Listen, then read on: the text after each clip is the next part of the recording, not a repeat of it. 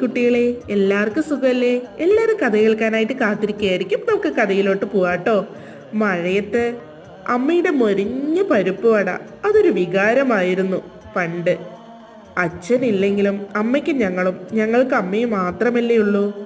എനിക്ക് അമ്മയുടെ കൂടെ ഇരിക്കാൻ ആഗ്രഹമില്ലാഞ്ഞിട്ടല്ല, പക്ഷേ എൻ്റെ കടമകൾ ഞാൻ സമ്പാദിച്ച് തന്നെ ചെയ്യണം എന്ന് വാശിയാ. അതൊക്കെ പോട്ടെ, അമ്മക്കുട്ടിയെ കാണാൻ ധൃതിയായി. ഞാൻ ഓണത്തിന് ഓടിയെത്തും എന്ന അമ്മയുടെ സ്വന്തം രഘുമോൻ. ഞാൻ കത്തെല്ലാം വായിച്ച് കേൾപ്പിച്ചു. തിരിഞ്ഞു നോക്കുമ്പോൾ അപ്പച്ചി കണ്ണടച്ചിരുന്ന് കരയുകയായിരുന്നു. കണ്ടപ്പോൾ എനിക്കും വിഷമം തോന്നിയിട്ടോ. കാരണം അപ്പച്ചിയുടെ 31 വയസ്സിലാണ് അപ്പച്ചിയുടെ ഭർത്താവ് മരിച്ചത്. അന്ന് അപ്പച്ചിയുടെ മൂത്ത മകൻ മണിയേട്ടന് 14 വയസ്സും രണ്ടാമത്തെ മോന് രഘുവേട്ടന് 11 വയസ്സുമായിരുന്നു. ഇന്ന് ഇത്ര മാത്രം. അടുത്ത ലക്കത്തിലൂടെ വീണ്ടും കാണുന്നവരെ നിങ്ങളുടെ സ്വന്തം കൂട്ടുകാരി രാധാമണി.